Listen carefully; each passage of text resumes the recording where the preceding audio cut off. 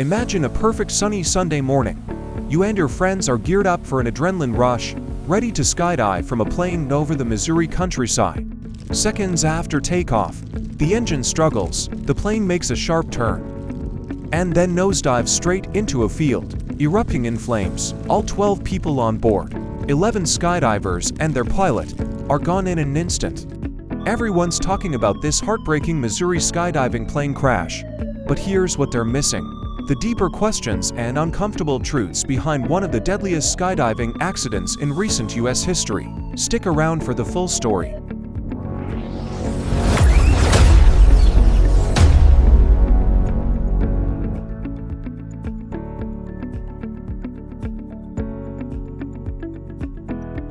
Let's walk through exactly what we know so far.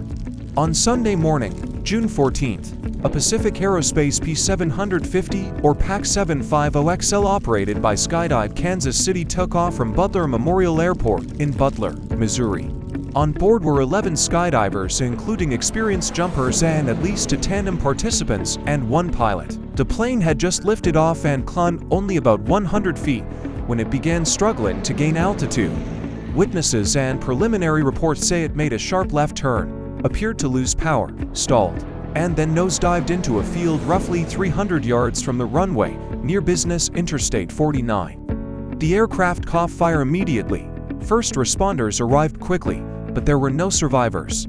No one was able to jump from the plane. Bates County Sheriff Chad Anderson described it as a mass casualty incident. The airport manager noted the pilot seemed to be trying to maneuver back toward a safer area, possibly the highway, before the stall. Skydive Kansas City confirmed the flight was one of their operations and released a statement expressing deep sorrow. This is a devastating loss for everyone connected to Skydive Kansas City and the wider skydiving community. They are cooperating fully with investigators and withholding victim names until families are notified. This is one of the deadliest skydiving-related plane crashes in U.S. history and the worst at this airport in its 50-plus years.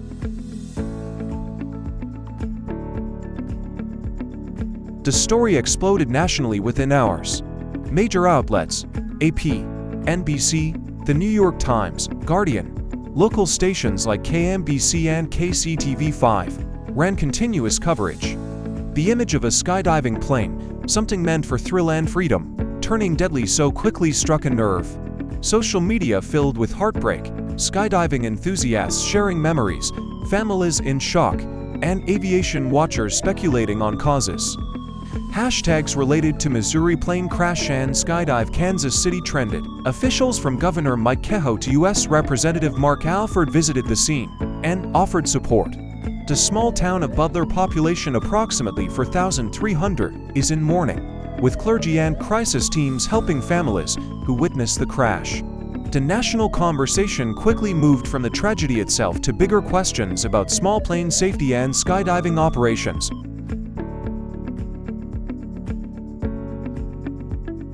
Here's the truth behind this tragedy that goes beyond the headlines. This wasn't an act of terrorism or criminal activity. Authorities have been clear it appears to be a tragic accident, but it highlights serious vulnerabilities in small plane and skydiving operations. That hidden insight: planes like the P750 are workhorses for skydiving drops because they can carry multiple jumpers and climb quickly. That they operate under high stress, frequent short flights, heavy loads, and often from smaller, uncontrolled airports like Butler Memorial. No tower at the time of departure. Early signs point to possible mechanical issues: engine, power loss, pilot actions under pressure, weight, balance problems, or a combination. The sharp turn and inability to climb suggest a stall, a known risk in these scenarios. The NTSB and FAA investigation will take months and examine maintenance records, pilot experience, weather, and the aircraft's history. To deeper, uncomfortable truth: aviation safety has improved dramatically over decades, but general aviation and skydiving flights still carry higher risks than commercial airlines. When something goes wrong at low altitude right after takeoff, there's almost no margin for error. This crash forces us to ask: are regulations for skydiving operators tight enough? How do we balance the pursuit of extreme adventure with rigorous safety? And in an era where weekend thrill seekers are common, How many more families have to lose loved ones before systemic improvements are made? Let's discuss this in the comments. What do you think was the most likely cause based on early reports? Mechanical failure, pilot error, overloading, or something else? What changes would you like to see in skydiving safety? And tell me where you're watching from: Missouri, Kansas City, Texas, London. Drop your city or country below. I read every comment.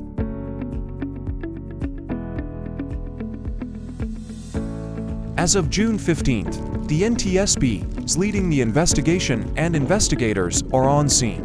The wreckage is being documented and support teams are helping grieving families. Skydive Kansas City has paused operations. The skydiving community worldwide is mourning what many describe as a close-knit group of adventurers. This tragedy has already prompted renewed calls for stronger oversight in adventure aviation.